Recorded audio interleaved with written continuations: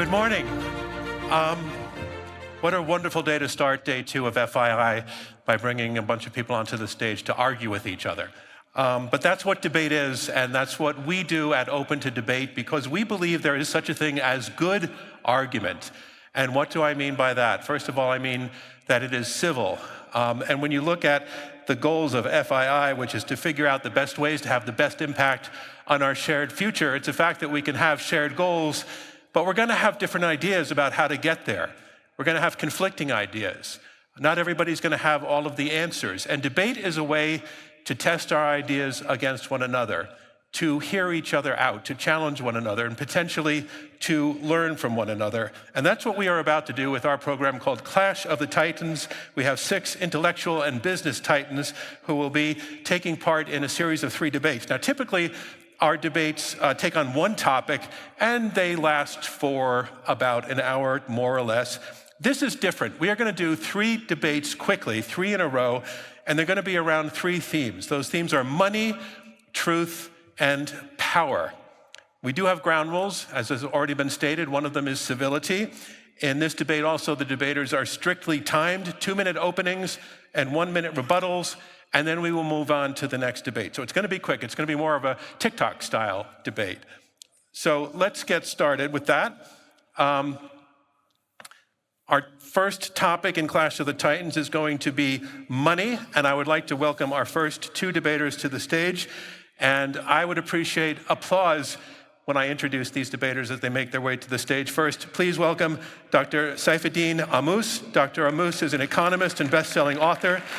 His most recent publication is Principles of Economics. And Mr. Robert Rosenkranz. Robert Rosenkranz is chairman of Delphi Capital Management, as well as founder and chairman of Open to Debate. Once again, the topic is money, and here is the specific question we are going to ask you to take on. Is the future of currency crypto or fiat? Saifuddin Ammous, you go first. You have 2 minutes to answer the question, which once again, is it fiat or is it crypto? First of all, thank you so much, John, and thank you everybody for inviting me to FII. It's an honor and a pleasure to be here. I'm going to make my comments as quick as I can. So, Bitcoin's rise in the last 15 years, for me, has exploded 2 of the most important myths surrounding money. They're self-serving myths promoted by governments over the last century, which I don't think hold up. The first myth is that money supply needs to expand to accommodate growing economic activity. But we look at Bitcoin. In the past 10 years, Bitcoin's supply has only expanded by about 50%. Whereas the size of the Bitcoin economy has gone up by about 10,000%. So the money supply does not need to grow to keep up with the size of the economy. And I think this is an enormously important point. And the entire idea of having a monetary policy is built on this, and Bitcoin shows us that that's not necessary. The market is capable of choosing the money on its own.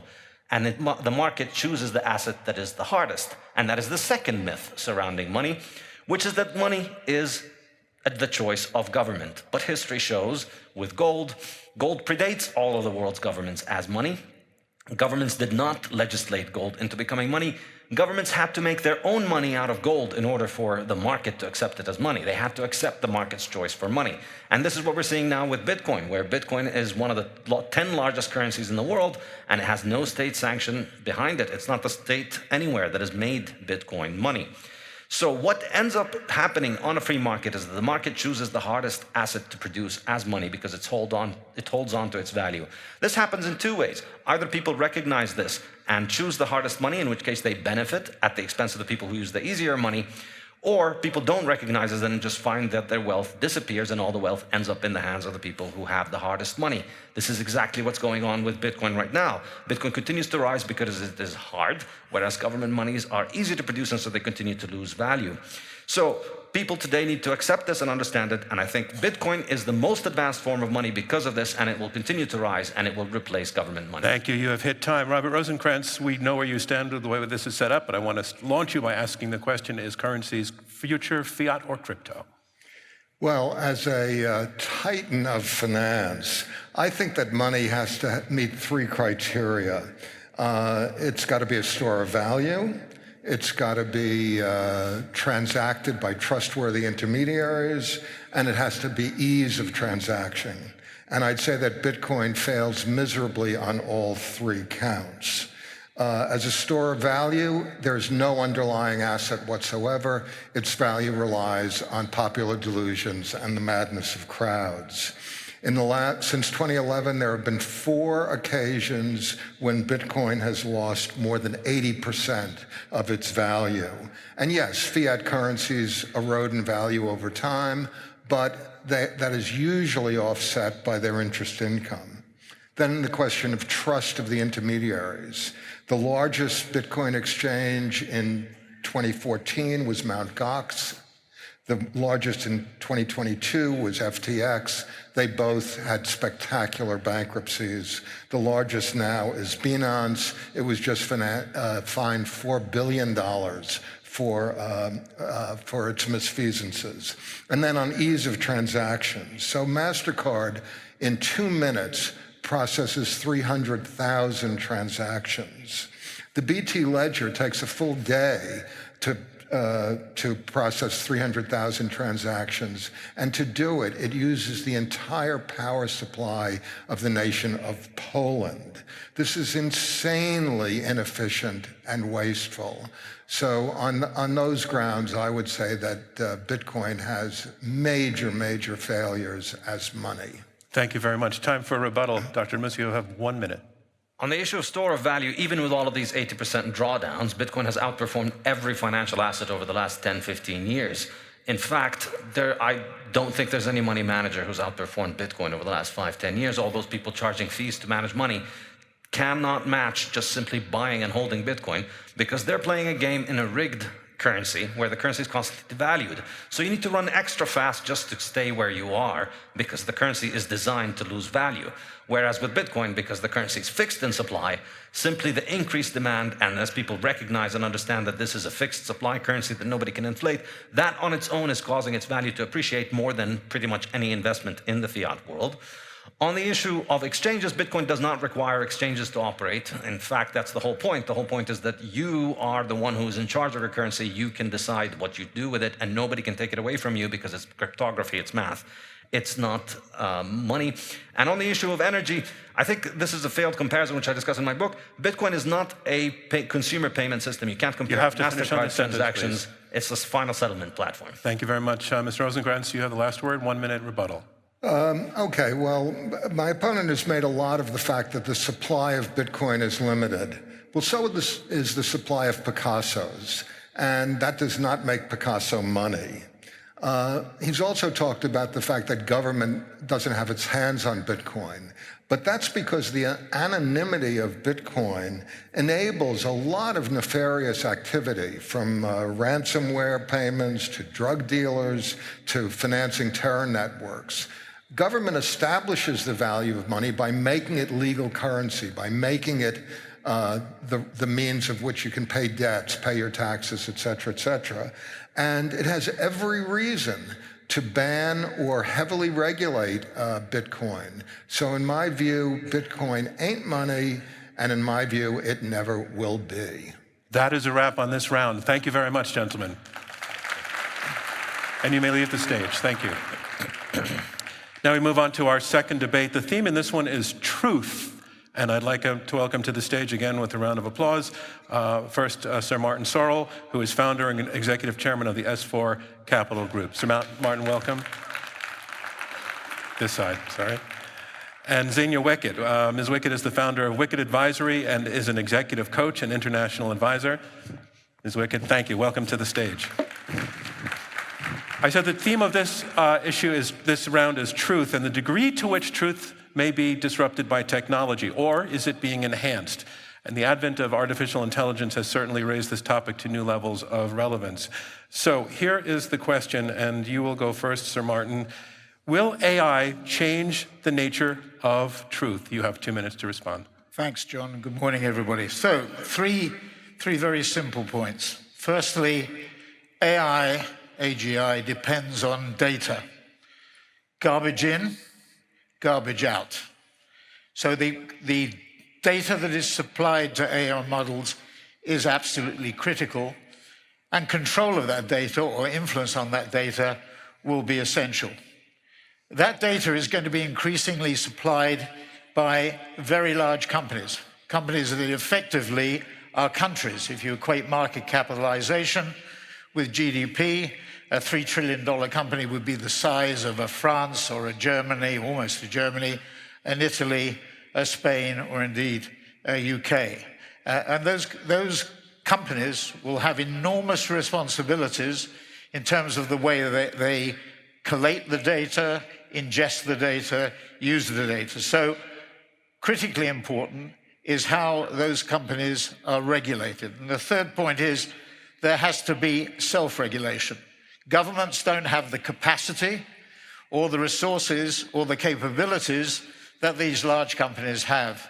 The regulatory agencies cannot move as fast and as quickly as those companies are moving or will move in the future, particularly given the needs, the capital needs of those companies around energy and compute power. So self-regulation, working together to work on the truth and what the truth is critically important. So self-regulation in partnership with government is the way forward. In the absence of Armageddon in terms of regulation and AT&T or type breakup of the scale that we've seen, for example, in the oil industry historically. Thank you. Zenuiket, will AI change the nature of truth? Thank you. Thank you. Truth is an unchanging, objective constant. AI can't alter it. The Allies won World War II. 2 + 2 = 4. AI might distort, might manipulate perceptions, but the facts remain the same. AI doesn't change the nature of truth. AI might generate deep fakes, false information, but it cannot change the underlying reality. The moon landing happened in 1969, no matter how it might be portrayed. Perceptions shift, truths do not. AI only affects how we access the truth, not its essence. Technology does change access, but it does not change truth. Across history, the printing press, internet, social media have changed how we access truth, but the truth nevertheless remains constant. Whether we learn through books or we learn through AI, Britain has a parliament.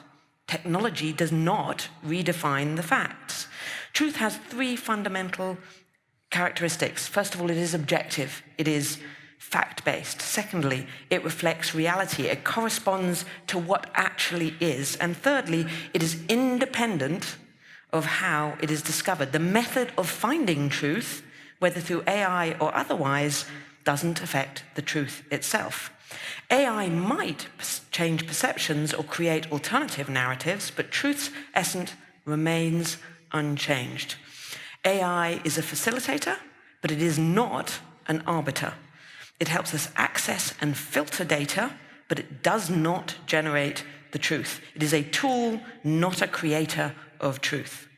It may help us identify truths, but that is where it ends. Thank you very much.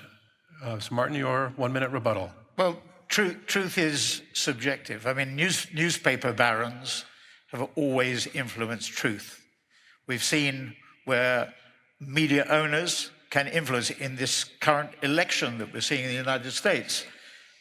Owners of media seek to influence opinion in one way or another by endorsing or not endorsing candidates. You mentioned the moon landing. Some people believe that that moon landing never took place, that it was some cinematic or movie-produced reel that people were seeing.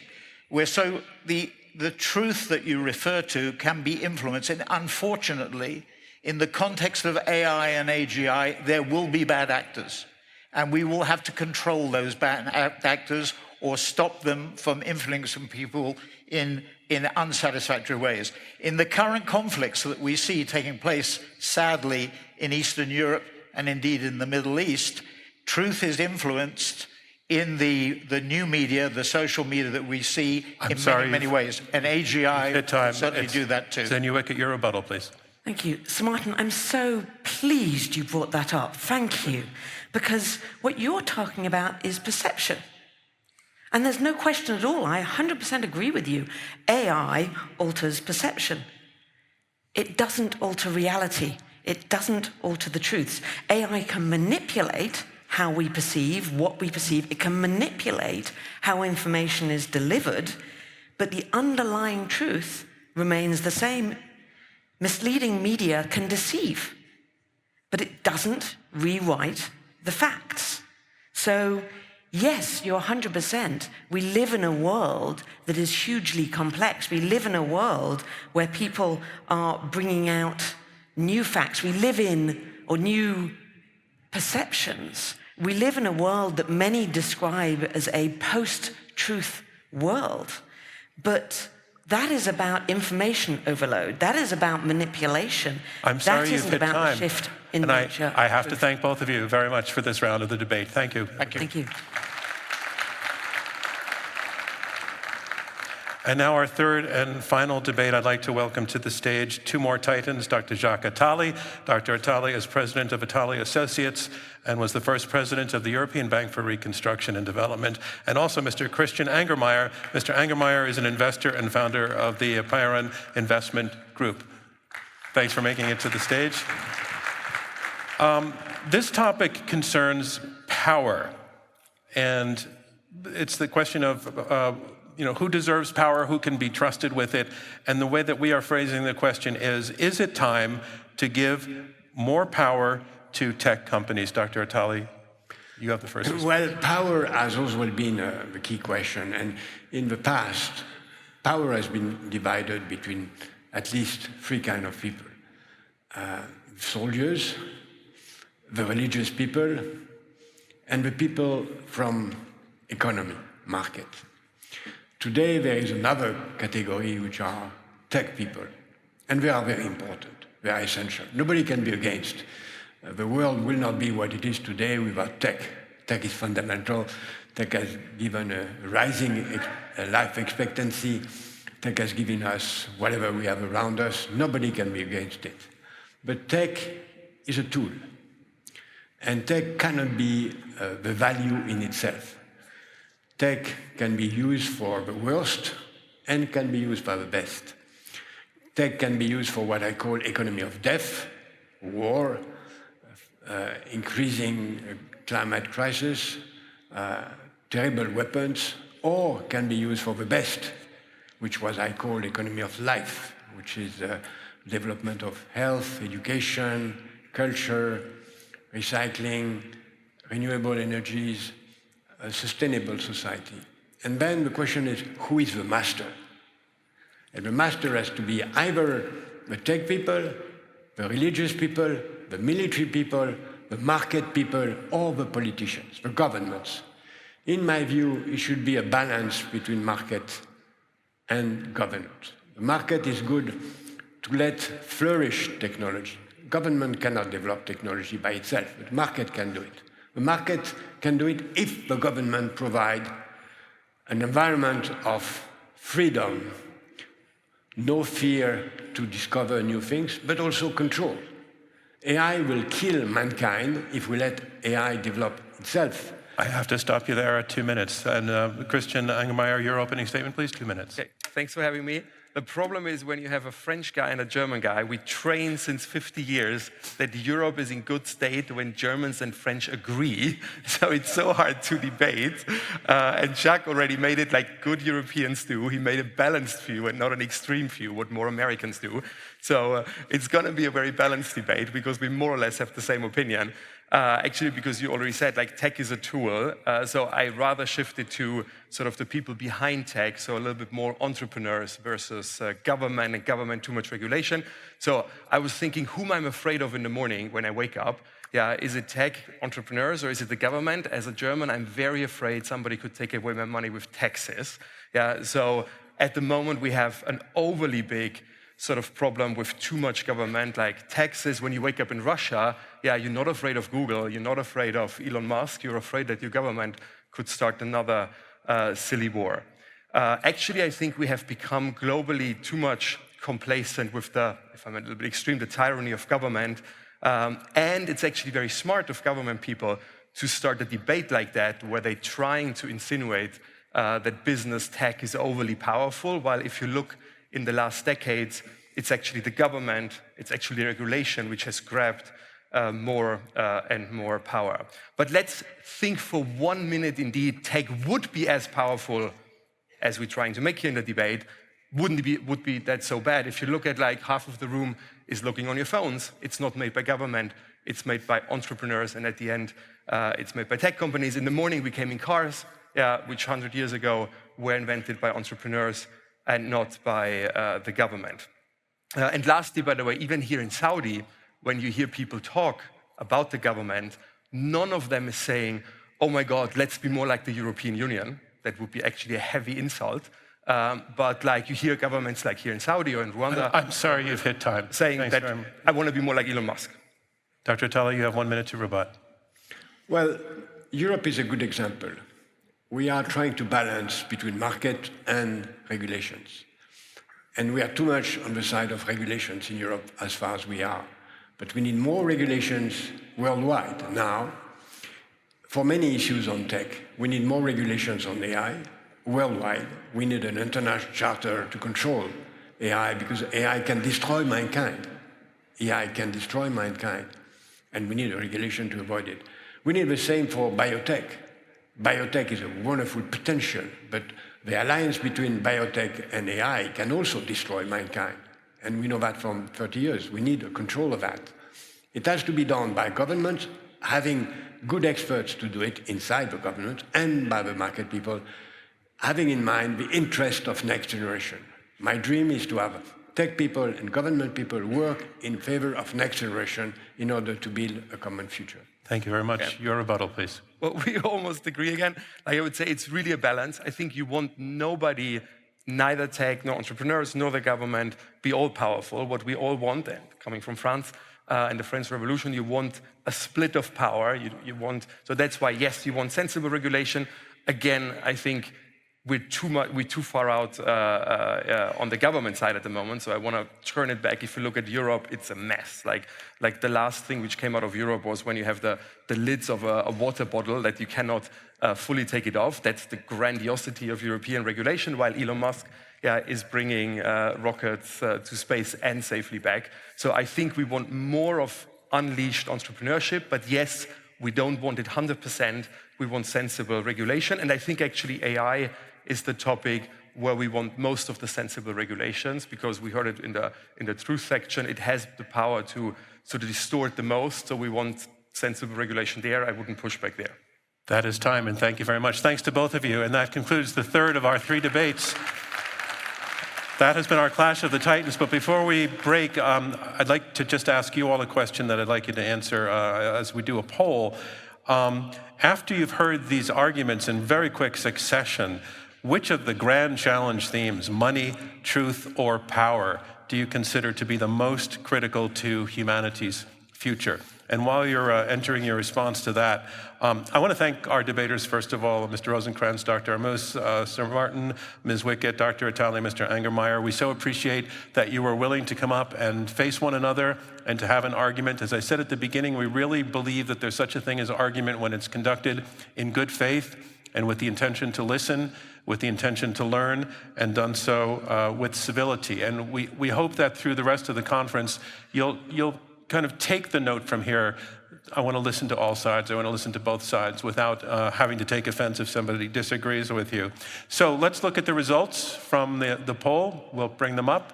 Which grand challenge is most critical for humanity's future? I'm told they're coming. Up, there they are. 52% of you led with truth. That's very poetic. I want to thank you all very much. Thanks for joining us from Open to Debate. And thank you to FII for having us.